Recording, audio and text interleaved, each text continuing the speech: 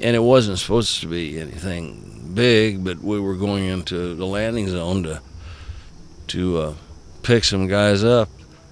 And on the way in, about on mid-final, all these AK-47 rounds or tracers were streaking by us, and once in a while want to hit us. And I had never seen anything like this. I mean, I'd never been shot at in my life that I knew of. And where we were going to land in the landing zone, there were mortar rounds going off all around it. And I looked at Cowboy and asked him, I said, "Are we still going down there?" I was going to ask him anyway.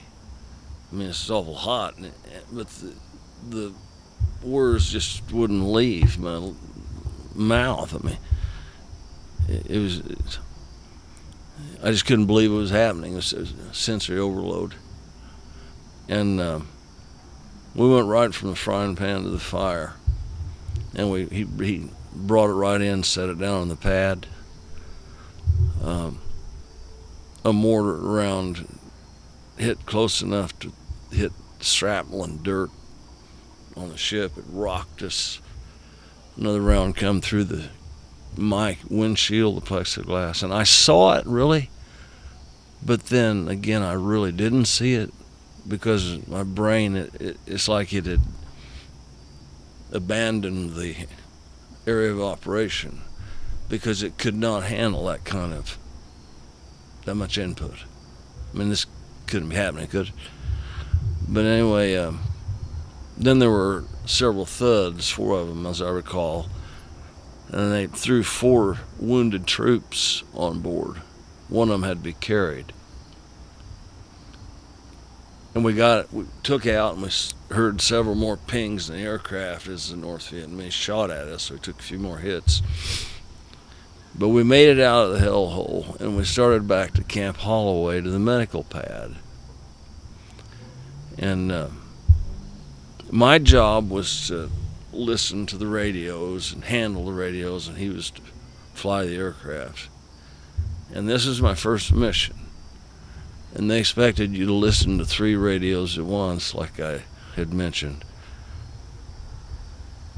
And since I was so new to it, all I'd heard was an unintelligent swirl of crap. I mean, it was just like a foreign language, all mixed together.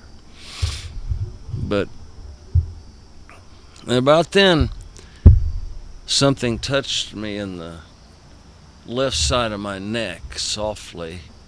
I didn't know what it was. I had a flight helmet on, had flight gloves on, handling the radio. And I reached up and grabbed my neck, and all of a sudden I had a flight glove full of blood.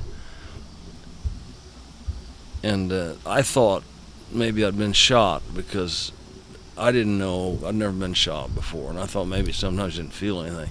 And where else did the blood come from? And then it hit me again. I reached up and got another handful of blood, but this time I turned my head. In between on the console and the seats, I could see one of the wounded troops laying there, and his left leg was blown off mid-thigh. His booted foot was up by his head. I'll never forget it. Fatigues were all torn up. And his leg was only held on by a little bit of skin and muscle and tendons. And apparently his femoral artery, you could see it jerking around with the heartbeat. And once in a while it would squirt at me, and that's what was hitting me. And as I screamed at the crew chief or the gunner to tourniquet the leg, or we were going to lose him before we even got back to the medical pad. He was still alive.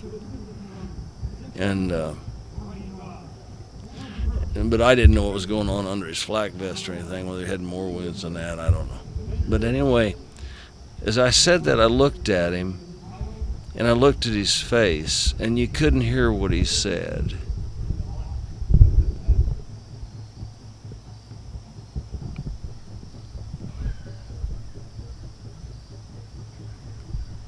This is difficult for me.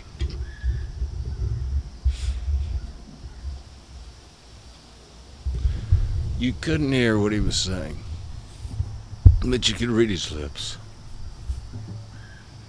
He was calling for his mother. He was saying, "Mom, Mom, Mom." I'll never forget that.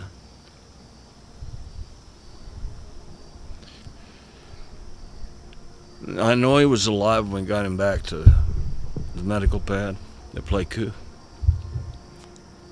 When he was looking up, he had a cyanotic cast to his face, a bluish cast to his face, and his eyes were blank. So he'd lost a lot of blood. But I know he was alive when the med pad, the guys got him and took him. But I wasn't in a position to learn his name. I just wasn't. And so we went, Cowboy and I had to go back that damn LZ again. And we went back 3 more times that day. And the NBA did their damnedest to kill us every time. Every time we went back. They damn near did. And when the day finally ended, and I looked at Cowboy, and he had been there almost a year, and his fatigues were all washed out, and his boots were worn out, but they were nicely shined. And he was about my size, and we had the same rank, but he had more time and grade of rank. And he said, he unbuckled he was acting like there's nothing had happened unusual, and I was thinking that a whole shitload of crap had happened that was unusual. And he said, "Come on, Garrison, let's go get a beer. How do you like your first mission?" And so I walked in with him, and that was my